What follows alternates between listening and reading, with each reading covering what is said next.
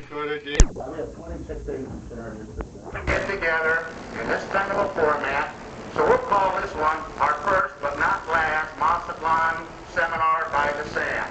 Today we have, and we're very fortunate to have, some of the very finest, not only speakers, agents who are great agency speakers, but a bunch of people who will serve on the panel, and then a bunch of you in the stands there who are just about as good.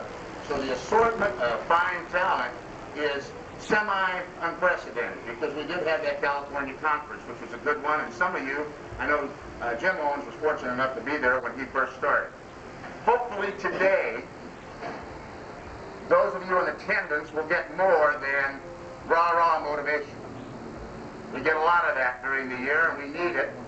But today we are having a management conference, and we're going to be hearing from people who not only manage their time, but people effectively, efficiently, don't work any harder than the farmer's rep, italics, rep, because this meeting is for farmers, agency owners. And today you're going to be hearing from some of the best. At the end of the three speakers, I'd like to add a footnote with an asterisk and some of the things that I feel are important, and possibly summarize what you've heard from the first three speakers before we go to our panel.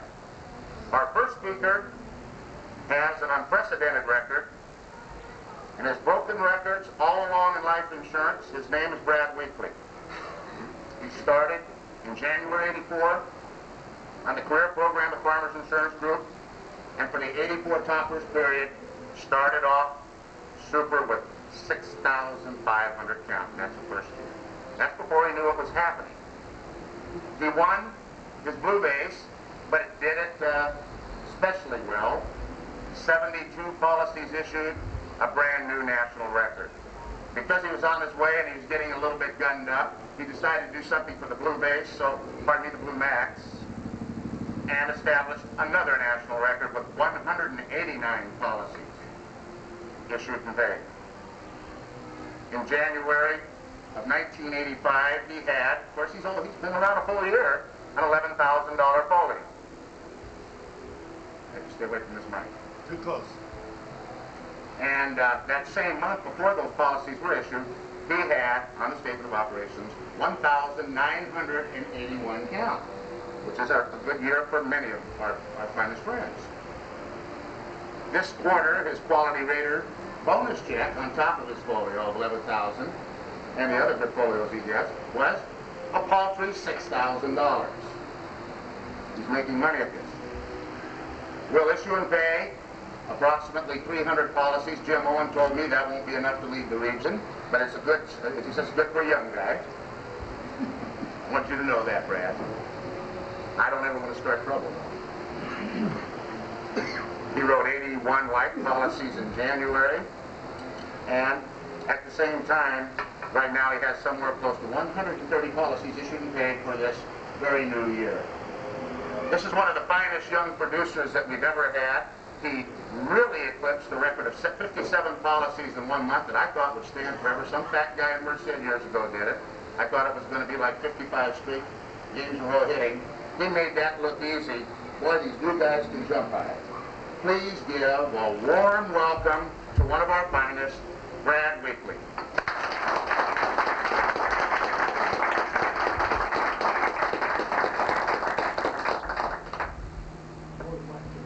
Buenos dias.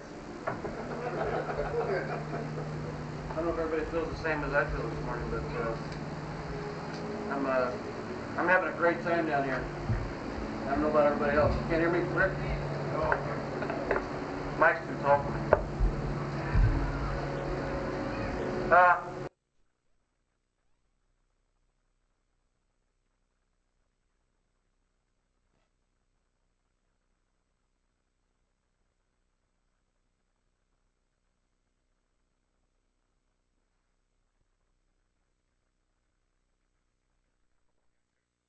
County.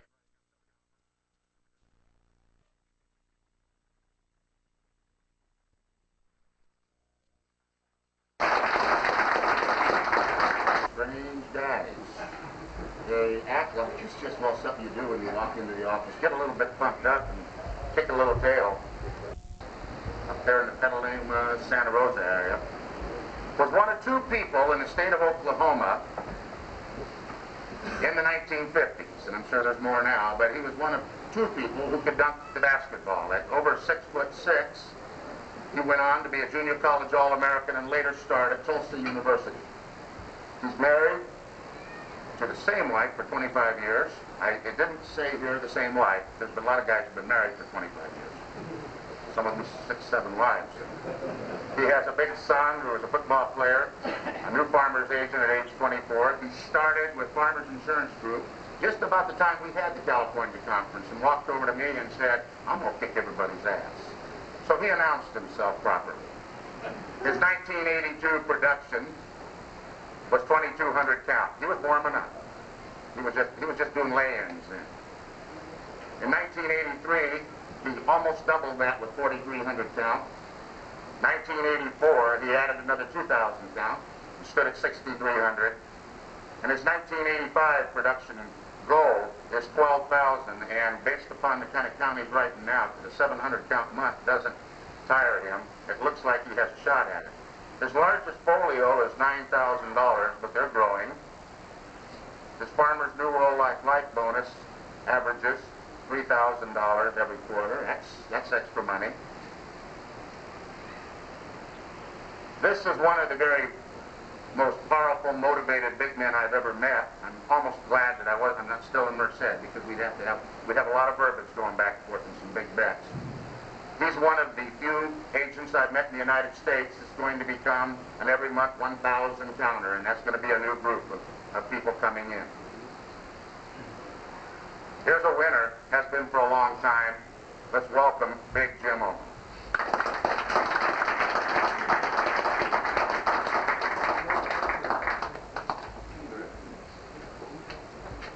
Good morning. I was asked to speak this morning about agency management.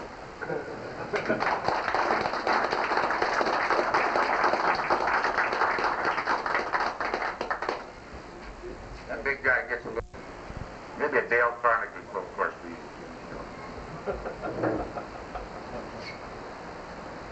He's going to get better and better all the time, too, because he does believe in this management thing, and we're going to talk about that increasingly, and I'm going to say my piece, too. But before I get to talk, some of you have heard of him, and if you haven't, you just started with Farmers yesterday afternoon, and maybe we recruited you here in Mazatlan. There are two agencies in the United States who are known better through our telecommunications and home office better than any two agents in the history of our company. One is a fellow by the name of Dwight Bud Post out of Richmond, California. He's been a national champion about everything all the time. And then there's a guy who doesn't pace him, but has occasionally beat him, and then except for one slip where Bud wrote 6,100 count in the month of December, Rick would again have been the top producing agent out of the 13,000 or so in the United States of America for Farmers Insurance Group. J.R. Morrow, alias Rick, I don't call him J.R., I think he got that off a television show, was an attorney in Texas. After he served apprenticeship with an insurance company, Reliable Life Insurance, as a sales guy, did well there, but that's when he was going to law school. So about the time he passed the bar, Reliable Insurance Company said, hell, it'd be a real good deal if you come in, you could be the president of the company within maybe 18 months, and you start working in our legal department, and with your personality and rapport with the agency force, based on your experience, you're going to be a valuable man. Well, a number of months later, he found out in reading their version of The Hustler that all the fun and all the money was made by the boys that were going to trips like this. So he started canvassing around for a company and ran into a guy named Bob Ross in Houston, Texas. He went on the program, the career program, in January of '72, and then as he was talking about this morning, he did a lot of planning and organizing for 2 months. And he was organizing a hell of a business, and while he was organizing, he wrote about 6 policies. And they kicked him off the career program for lack of production. It was at that time that Richard decided that his organizational plans might have to wait for a month or two, and he'd best write some insurance. because he had no subsidy or salary type thing anymore. Well, he's done well since. He just this year will qualify for his 11th PC, and I asked him, "Are you sure you'll make it?" He just smiled.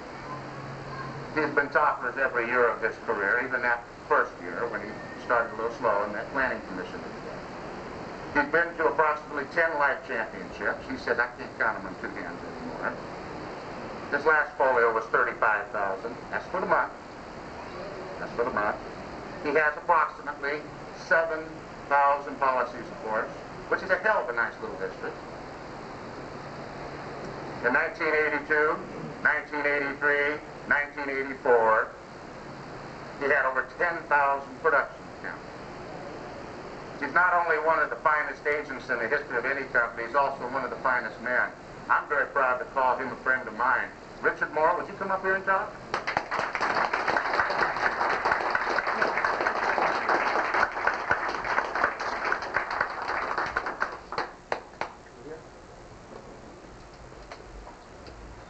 And he's sober this morning.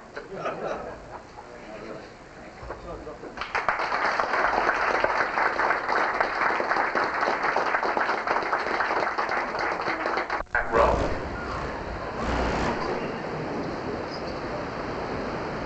Richard talks softly, but he carries a big stick, and some of the stuff he's talking about we're going to hopefully expand on when we go to question and answer. And some of you folks are paying an awful lot of attention when we got into the recruiting section. And I used to say to Steve Barrett all the time when he first started, I'd say R, and he said recruit. Recruiting, training, motivating. That's what they told some of us when we became district managers we had to have or we were gone. We have a lot of district managers in the Farmers Insurance Group who have trouble recruiting. It takes me back to an old football line coach of mine who once said, "You can't take a mule to the Kentucky Derby." And he said, "John, you know, mules have a good attitude. A good mule has a good attitude. And they like to run too, but they run funny. They run with their legs out this way when they run. They just can't get them in one row. And you can take the fastest mule in the United States or the world to the Kentucky Derby against the slowest thoroughbred, and guess who's going to win? Not the mule." For years and years and years, agents and district managers in all companies, including ours, have been recruiting, when we recruit, which isn't all the time because it's tiresome, we recruit mules. When I went to Los Angeles, California, I had done a few motivational talks, and I thought, well, hell, I can recruit a mule and turn it into a thoroughbred. All the mules are gone now. We are racing in the Kentucky Derby. Not in the local Merced sweepstakes.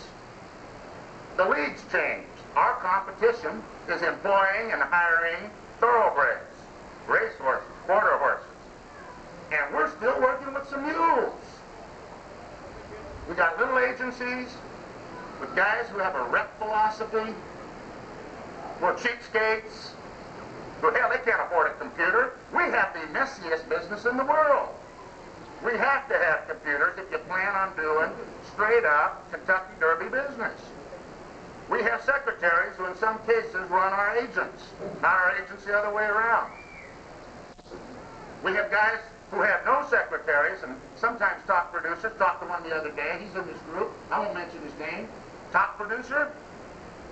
"Hello, Farmers Insurance." And I said, "Is this such and such?" He said, "Yeah." I said, "I'm talking to the boss." Hell, how could he afford to answer his phone? He told me, hell, I'll save a little money. He's not saving money. How can that happen?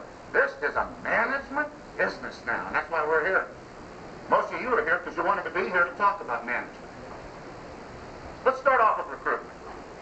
How in the hell do you get a good one? Richard Morrow does not want to go out and hire an 18-year-old girl who has crotch problems, you know. I mean, she's either going through one deal or she's trying to get into another.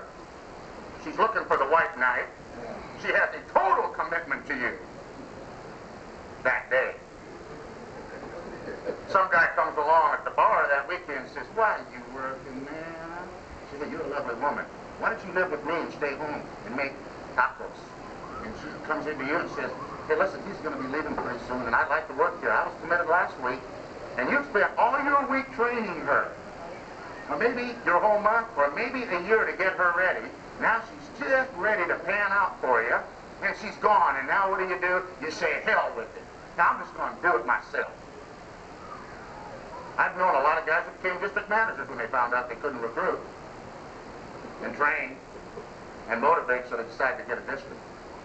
That's like going from the frying pan into the fire. If you can't do it for an agency, don't try one of these other deals called a district. How do you find a secretary? Look for a good one, hopefully not for my district. We've lost a few to other districts, and it's not my fault. It's because we have guys like Norris Nimrod. They don't want to pay that extra $75 or $100 and give a bonus to motivate somebody because they're cheapskates. Cheapskates don't build big businesses. Richard Morrow is not a cheapskate. Yeah, he watches his dough, but he motivates his people. He's a hell of a motivator. He knows where to recruit them. My boy was recently recruited by Stanford University to play football by a guy named Jack Elway. Jack Elway wouldn't have been at my house playing ring ball and drinking with the dad and spending all that time if it hadn't been for a 6'5", 270-pounder who can keep people away from a little left-handed quarterback. He wasn't with my next-door neighbor who had a kid who I think probably is a better football player than my boy, except he's 6'1", he weighs 166. You can't take a mule to the Kentucky Derby. College football coaches go after special kids who have all of the boxes checked. Why don't we look for people the same way? If you go to an independent agency right now, walk in the door and say, would you like to go to work for me? The boss will kick you out of there. Why not put an ad? Experienced? Here's the ad. Looking for experienced? Quality? A1 secretary. All lines insurance.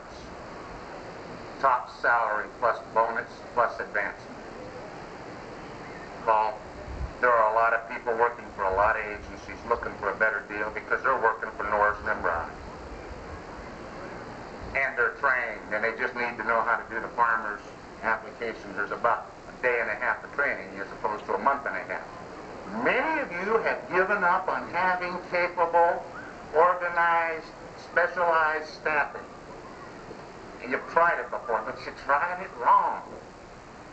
You have a small staff instead of a big staff, writing about 1/4 or 1/5 account because you cracked out on yourself. Maybe it takes courage to have a big agency, a big successful business. Maybe it takes guts. And where do the guts come in? Betting on yourself. We use some terms in our district that my guys are sick and tired of hearing, but they got to hear it again. We call some of our people Mr. In-Between. Mr. In-Between is a guy who is always just about ready to get somebody to help him out, either as a secretary or as a caller. Somebody's just about ready to get them, just lost one. You talk to them next month or next year or next decade, just about ready to get one. I'm just in between help. That's called Mr. In-Between. He never has a big agency. Then there's a guy called Leave It to Beaver. I wish I had some of that Leave It to Beaver music. I wanted to do it right. Thank you. I tell you, we have talent. Beaver does it all himself, and he wants to because he's going to have quality. He's going to have 611 policies in force after 10 years, and he wants each one fine-tuned. Now, Beaver can't afford too much for his clients, and Beaver has an answering service that takes care of when he's like, if his car breaks down or his wife has a problem, somebody says, Farmer Centura, yes? No, he's not in. I don't know what you're even talking about. Would you call somebody else? He'll call somebody else eventually. That client will call somebody else to buy or take care of his insurance. It's your competition. But they have what I call live coverage. They have somebody say, you bet, we can handle it right now. Who are you with, Farmers Insurance? Well, we can understand that. Those folks are nice people, but they're either going into business just getting in or just getting out. We have a full staff here for you all the time, Mr. Jones, to take care of all your problems. About the time you have them within about 2 minutes. Would you like to do business with us? Oh, Mr. Jeffries Farms, he's so a nice person. He'd love you to death if he had a, I guess things aren't working out over there. Come on over and talk to us. I know you couldn't get a hold of him today.